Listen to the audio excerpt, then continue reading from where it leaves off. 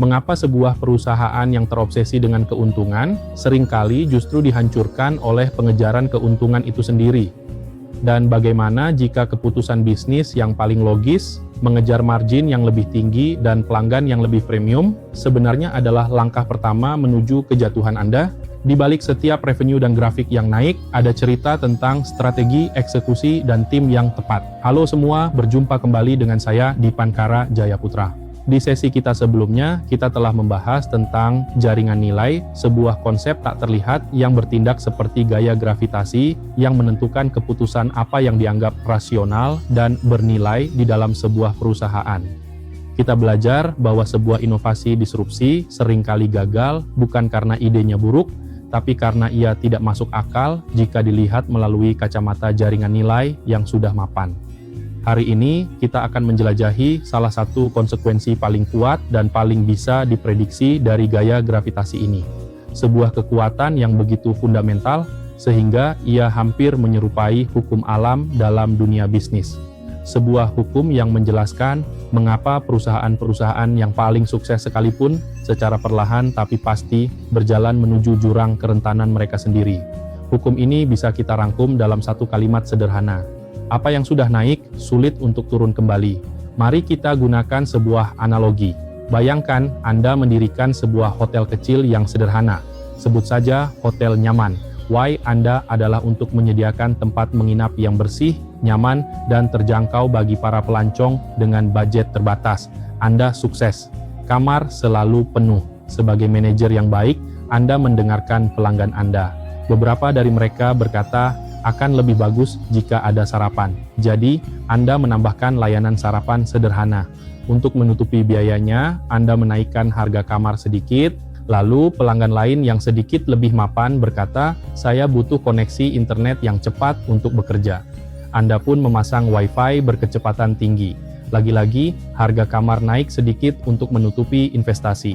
Seiring waktu, Anda terus menambahkan fasilitas, kolam renang, pusat kebugaran, layanan kamar 24 jam. Setiap penambahan ini adalah langkah yang logis, didorong oleh permintaan dari pelanggan Anda yang paling vokal dan bersedia membayar lebih. Hotel Anda yang tadinya sederhana kini menjadi hotel bintang 4 yang mewah. Margin keuntungan Anda meroket. Para investor memuji Anda. Anda adalah seorang manajer yang brilian. Tapi, coba kita lihat apa yang terjadi di sisi lain. Para pelancong dengan budget terbatas, pelanggan asli Anda tidak lagi bisa menginap di hotel Anda. Harganya sudah terlalu mahal. Mereka tidak butuh kolam renang atau layanan kamar. Mereka hanya butuh tempat tidur yang bersih.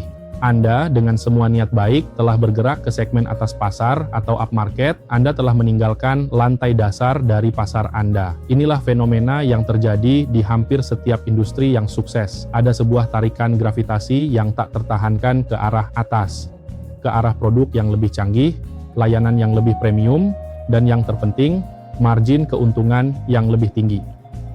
Ini bukanlah sebuah kesalahan manajemen. Justru sebaliknya, ini adalah hasil dari ribuan keputusan baik yang dibuat setiap hari. Mari kita masuk ke dalam mesin perusahaan dan lihat bagaimana ini terjadi. Mekanisme utamanya adalah proses alokasi sumber daya. Bayangkan seorang manajer tingkat menengah di perusahaan Anda. Minggu ini, 2 proposal proyek mendarat di mejanya. Proposal pertama datang dari tim marketing. Mereka berkata, pelanggan terbesar kita, klien X, meminta fitur baru yang canggih.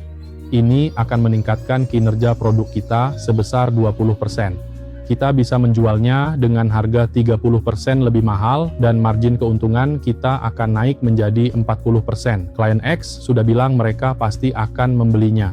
Proposal kedua datang dari seorang engineer muda yang brilian. Ia berkata, saya punya ide untuk produk yang jauh lebih sederhana. Fiturnya terbatas, kinerjanya lebih rendah dari produk kita sekarang. Tapi kita bisa membuatnya dengan biaya sangat murah. Mungkin kita bisa menjualnya ke pasar usaha kecil yang selama ini tidak mampu membeli produk kita. Marginnya mungkin hanya 15% dan kita belum yakin seberapa besar pasarnya. Jika Anda adalah manajer itu yang kinerjanya diukur dari pertumbuhan pendapatan dan profitabilitas, proposal mana yang akan Anda dukung dan perjuangkan di depan manajemen senior?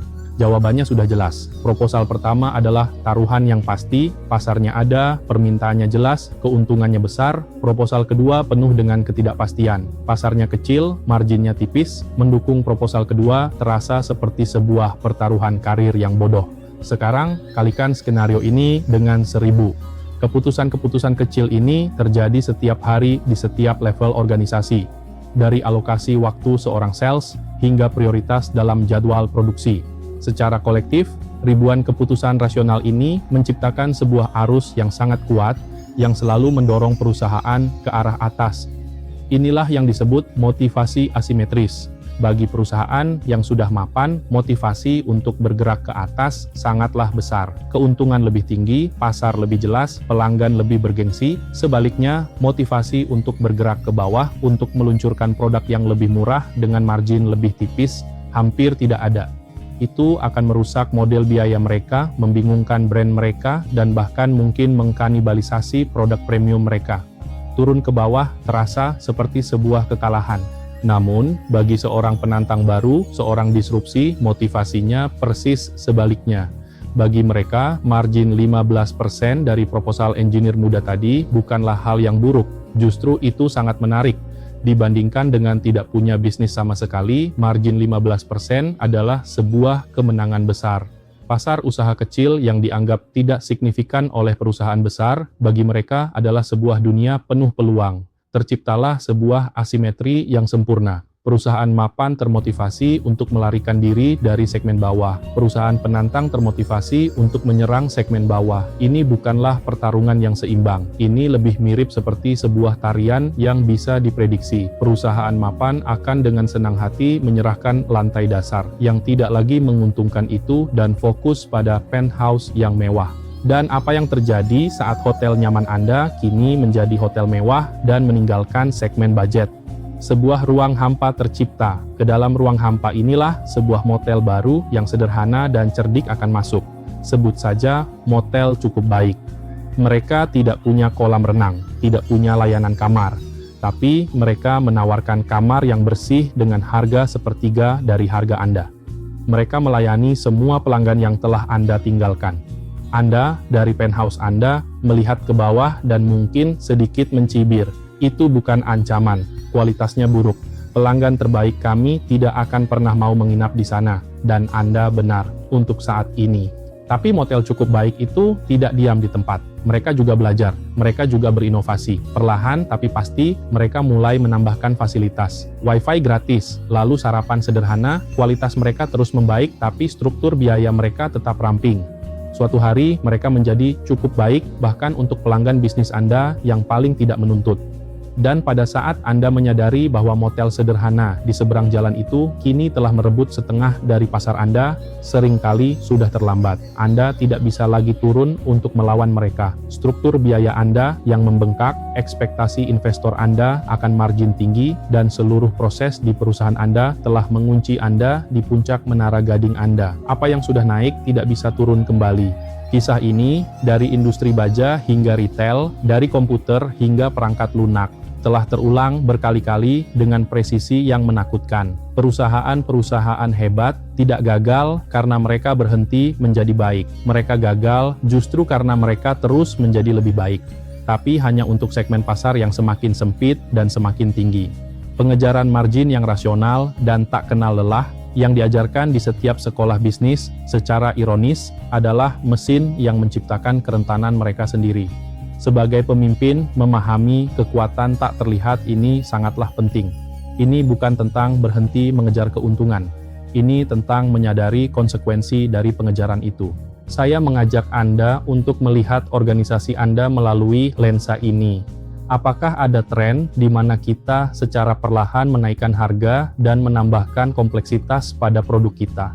Apakah ada segmen pelanggan yang dulu kita layani, yang sekarang tidak lagi menjadi prioritas kita, dan yang terpenting jika kita memang meninggalkan sebuah ruang hampa di lantai dasar pasar kita, siapa yang diam-diam sedang pindah ke sana? Menjawab pertanyaan-pertanyaan ini mungkin tidak akan memberi Anda kenyamanan, tapi itu akan memberi Anda sesuatu yang jauh lebih berharga. Sebuah peta untuk melihat masa depan dan kesempatan untuk bertindak sebelum takdir ditulis untuk Anda oleh orang lain. Apakah ini resonan dengan challenge di industri Anda? Mari diskusi lebih dalam. Connect dengan saya, mari kita bertukar wawasan.